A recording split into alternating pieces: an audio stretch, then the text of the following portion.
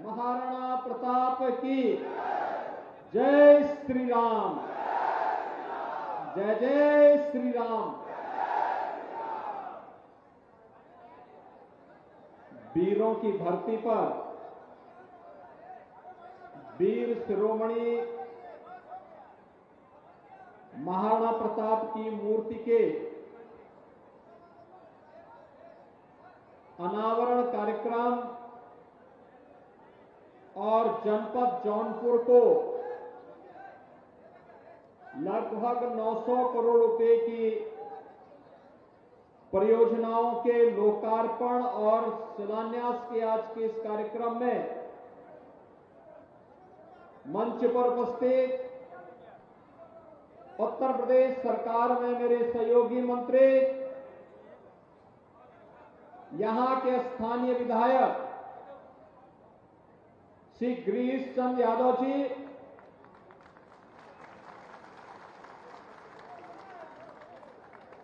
Bharatiya Janata party के वरिष्ठ नेता पूर्व मंत्री श्री कृपा शंकर सिंह जी, माननीय सांसद राज्यसभा श्रीमती सीमा द्विवेदी जी, माननीय विधायकगण श्री रमेश चंद्र मिश्र जी, रमेश सिंह जी, आर.के. पटेल जी, विधायक पेंड्रा श्री अवधेश सिंह जी, एमएलसी श्री ब्रजेश कुमार सिंह प्रिंसो जी, भारतीय जनता पार्टी के जिला के अध्यक्ष श्री पुष्पराज सिंह जी, मछली शहर के अध्यक्ष श्री रामविलास पाल जी, चेयरमैन श्रीमती मनोरमा मौर्य जी, लोकसभा के प्रभारी श्री अमरनाथ यादव जी, भारतीय जनता पार्टी के सभी पदाधिकारीगण, सम्मानित जनप्रतिनिधिगण और भारी संख्या में आज के इस कार्यक्रम में उपस्थित जौनपुर के मेरे सभी उपस्थित बहनों और भाइयों, वीरों की धरती पर वीर शिरोमणि की इस भव्य प्रतिमा के लोकार्पण के लिए मैं आप सबको हृदय से बधाई देता हूं, आपका अभिनंदन करता हूं। मैं आपका अभिनंदन इस बात के लिए भी करता हूं, नगर निकाय चुनाव में आया था और दशकों की जो एक ख्वाहिश थी कि यहां भी कमल खिलना चाहिए, नगर पालिका परिषद में आप लोगों ने श्रीमती मनोरमा मौर्य जी को विजयी बना करके यहां पर भी ट्रिपल इंजन की सरकार चलाने के लिए अपना बहुमत दिया। इसके लिए भी मैं आपका अभिनंदन करता हूं। और बहनों भाइयों, जब यहां पर आएंगे तो स्वाभाविक रूप से विकास की परियोजनाओं का लोकार्पण, जिनके लिए हमारे जनप्रतिनिधि लगातार मेहनत करते हैं, प्रयास करते हैं, उन प्रयासों और संघर्षों का परिणाम जनता जनार्दन को सौगात के रूप में लगभग 900 करोड़ रुपए की परियोजनाओं की सौगात यहां प्राप्त हो रही है। इसकी भी मैं जौनपुर वासियों को हृदय से बधाई देता हूं। बहनों और भाइयों, आज हमारा देश बदल चुका है, एक नए भारत का दर्शन हो रहा है। मैं देख रहा था बदलापुर के हमारे विधायक पैदल ही हजारों कार्यकर्ताओं के साथ अयोध्या धाम का दर्शन करने के लिए गए। गिरीश यादव जी को कल जाना था, लेकिन आज के कार्यक्रम के नाते उन्होंने अपने को यही रोका। अब वे भी यहां के कार्यकर्ताओं के साथ अयोध्या धाम का दर्शन करने के लिए जाएंगे। ये है नया भारत।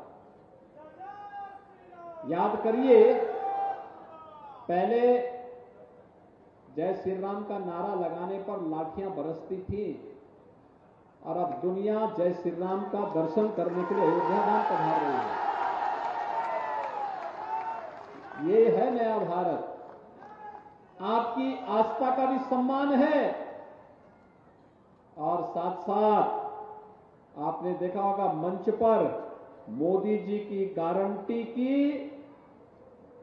गारंटी कैसे वेलफेयर स्कीम के माध्यम से दी जा रही है, यह भी आपने देखा होगा। गरीब कल्याणकारी योजनाओं का लाभ बिना भेदभाव की समाज की हर तबके को देकर के उसकी आजीविका की पुख्ता व्यवस्था भी की जा रही है। ये नया भारत है। ये नया भारत दुनिया में सम्मान भी बढ़ा रहा है तो देश को सुरक्षा भी दे रहा है। संस्कृति के संवर्धन के लिए कार्य भी कर रहा है तो देश की समृद्धि के लिए भी अहरनिश प्रयास करके भारत को दुनिया की सबसे बड़ी अर्थव्यवस्था के रूप में भी स्थापित कर रहा है।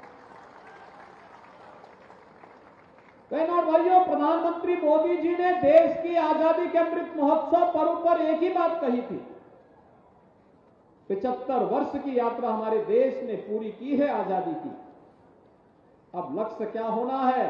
जब ये देश अपनी आजादी के 100 वर्ष पूरा करेगा, शताब्दी महोत्सव मनाएगा, तब कैसा भारत हमें चाहिए?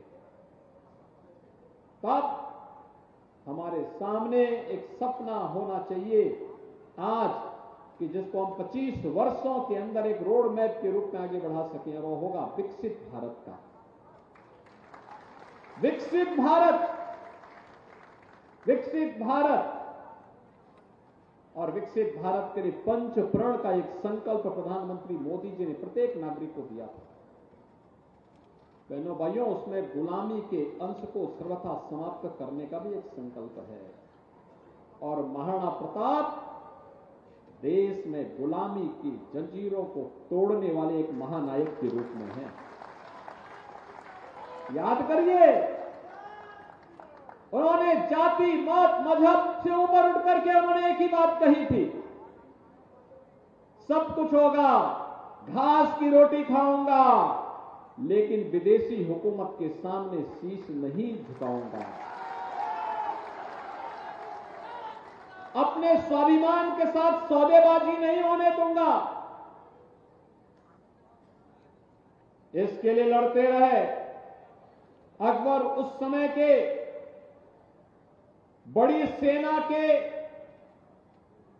रूप में जाने जाते थे, लेकिन महत्वपूर्ण ये नहीं, बड़ी सेना, महाभारत में भी तो कौरवों के पास बड़ी सेना थी, लेकिन अंततः विजय तो 5 पांडवों की ही हुई थी।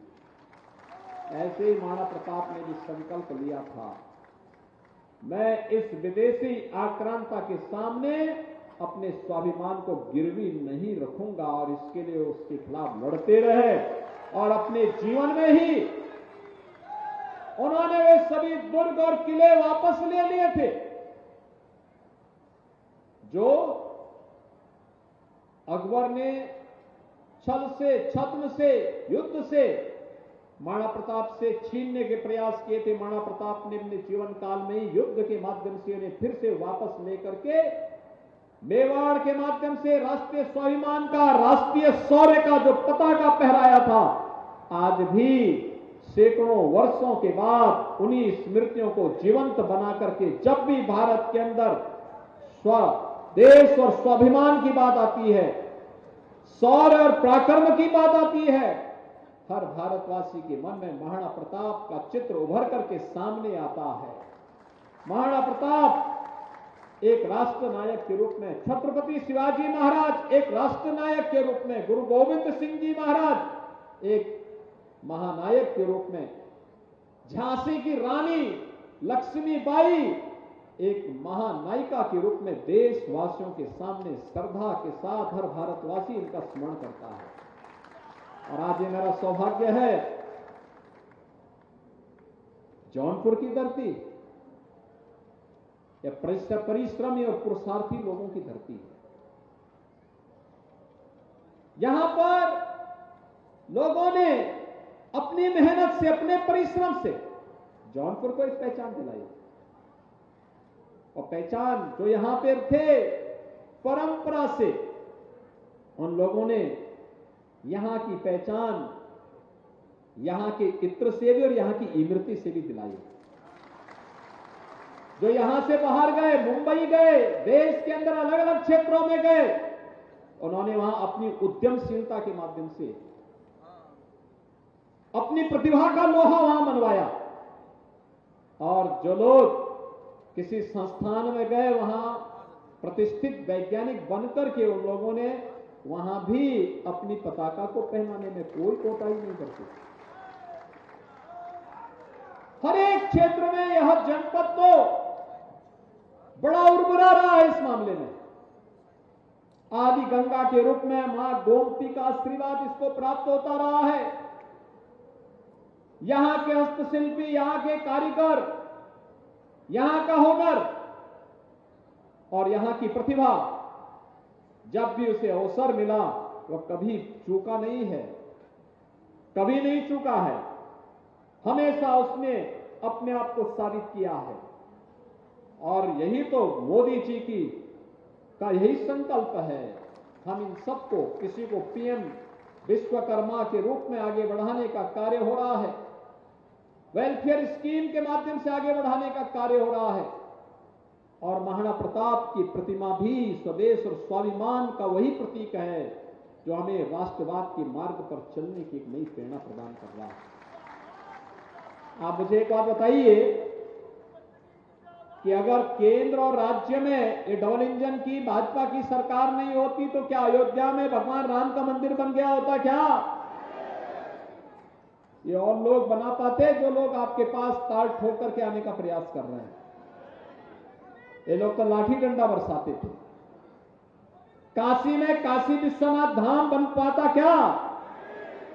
भाइयों बहनों, ये लोग तो जलाभिषेक पे रोक लगाते थे,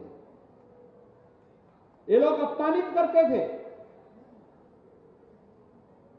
ये लोग भारत के अंदर पर्व और त्योहारों के पहले दंगे करवा देते थे, पर्व और त्योहारों को शांतिपूर्ण तरीके से मनाने में बैरियर का काम करते थे। आज सरकार बैरियर नहीं बनती, आज तो शांतिपूर्ण तरीके से पर्व और त्योहार मनाने के लिए प्रोत्साहित करती है, उस प्रकार का सपोर्ट करती है, सहयोग करती है।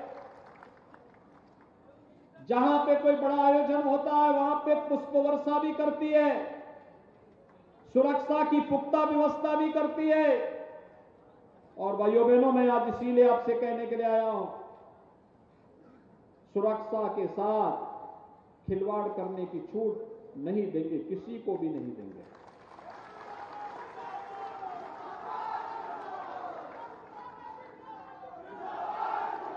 भाइयों बहनों, जो भी सुरक्षा के साथ खिलवाड़ करेगा उसको उसकी कीमत चुकानी पड़ेगी।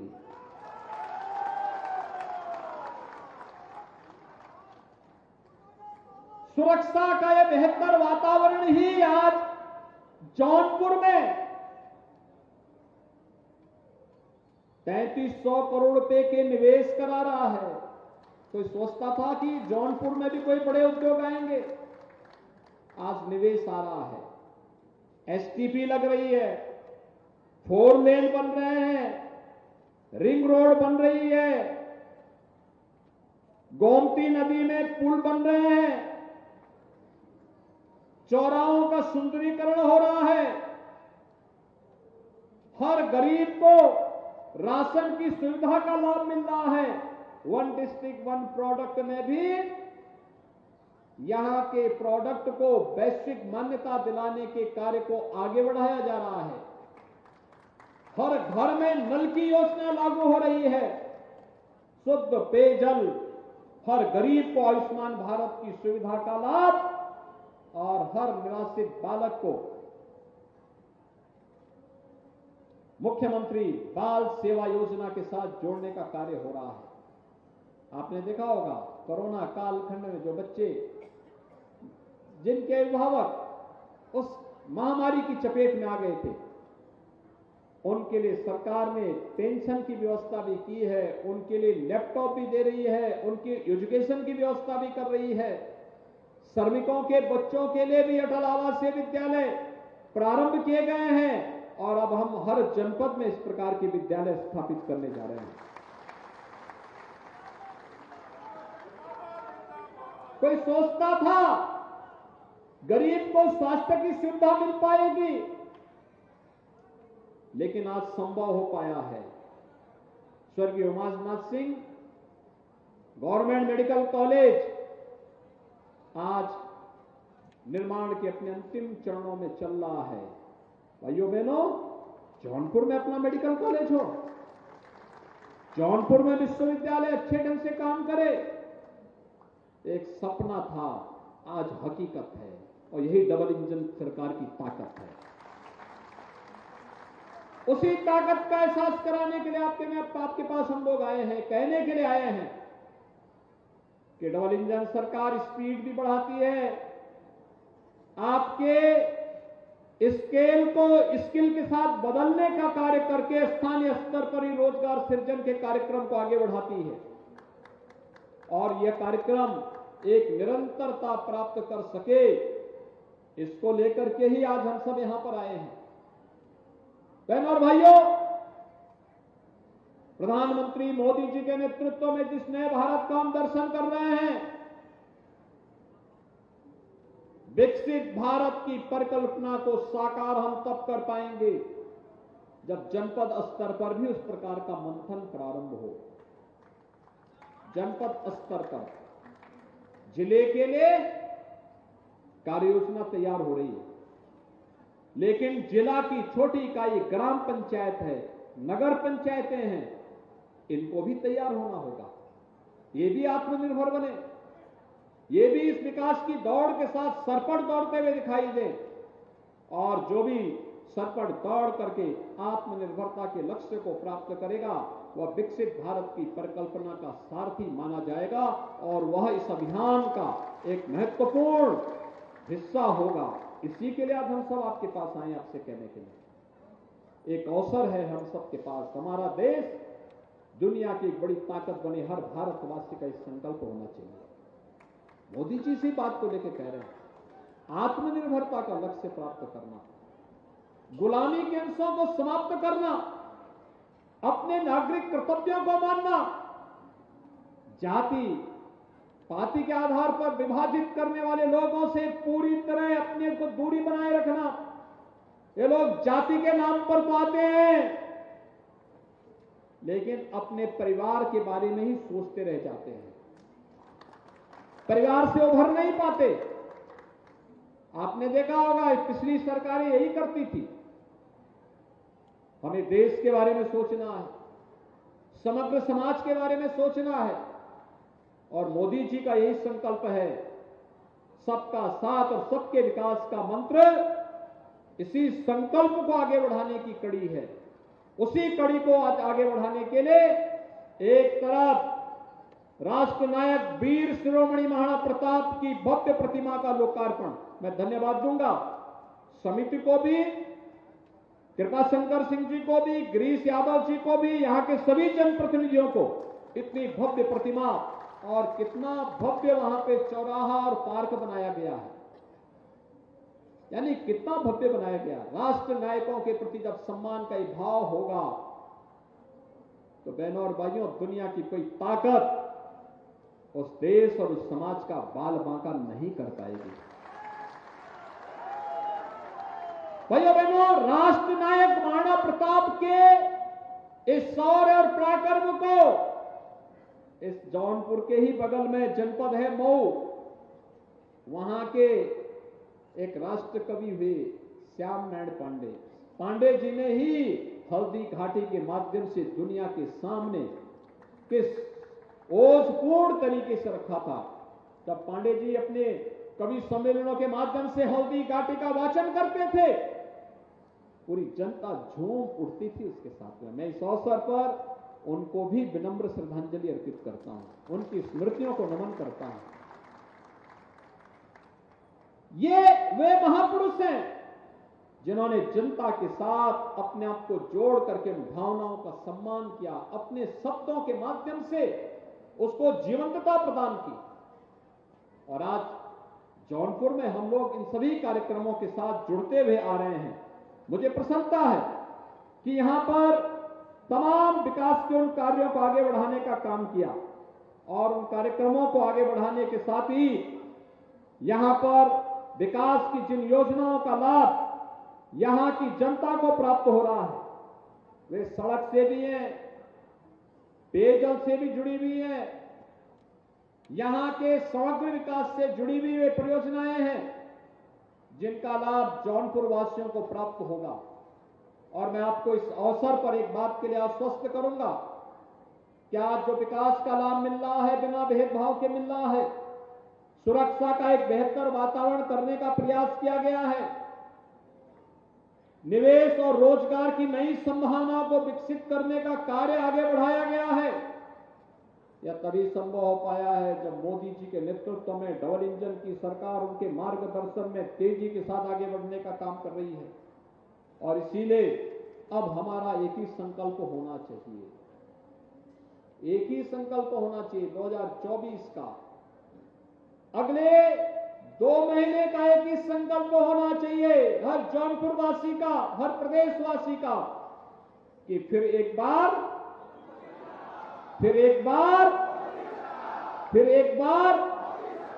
मोदी सरकार। और मोदी सरकार के लिए आवश्यक है यहां पर भी वह करके दिखाना है। तैयार है ना सब लोग?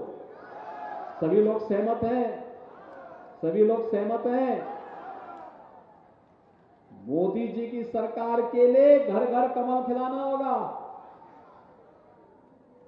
सभी लोग सहमत हैं ना? और यही कमल लक्ष्मी लेकर के आएगा, मां लक्ष्मी को यही लेके आएगा और उसी से फिर बड़े बड़े विकास के युग कार्य होने हैं। मैं अभी यहां पे आ रहा था तो मेरे पास गिरीश जी बोल रहे थे कि हौज से लेके लाइन बाजार नईगंज होते हुए कोल्हन मऊ बाईपास तक इस सड़क के बारे में कह रहे थे। हमने कहा ये सड़क तो सब मंत्री ने स्वयं ही है और ये सभी सड़कें बनेंगी। ऐसे ही उन्होंने 2-3 अन्य कार्यों के बारे में भी उन्होंने प्रस्ताव दिए। लगातार काम करते हैं, लगातार मेहनत करते हैं, पूरे प्रदेश में वे भ्रमण करते हैं, खेल और खिलाड़ियों के लिए नई पॉलिसी लेकर के आते हैं। पहली बार आपने देखा होगा आपके विधायक कैसे कार्य करते हैं। 500 खिलाड़ी उन्होंने खेल विभाग के माध्यम से आज अलग अलग पुलिस में और अलग अलग विभागों में उन्होंने भर्ती करवा दी। जो खिलाड़ी देश के लिए मेडल जीते हैं, हर जिले में स्टेडियम, ब्लॉक स्तर पर मिनी स्टेडियम के निर्माण का कार्य युद्ध स्तर पर चल रहा है। गांव-गांव में खेल का मैदान भी बन रहा है। तो वही स्पीड इन सड़कों के लिए और विकास के हर कार्य के लिए भी होगा। और भाइयों बहनों, इस स्पीड के लिए हमें मां लक्ष्मी को खुश तो करना पड़ेगा और उसके लिए कमल का फूल आवश्यक है। समझे ना? फिर एक बार सभी लोग सहमत हैं? मैं आज के इस अवसर पर एक बार फिर से जौनपुर वासियों को इन 900 करोड़ रुपए की परियोजनाओं की बधाई देता हूं।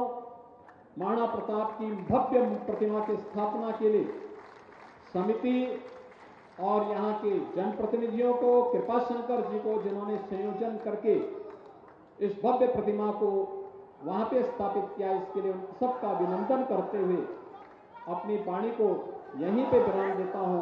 धन्यवाद। जय हिंद, जय जय श्री राम।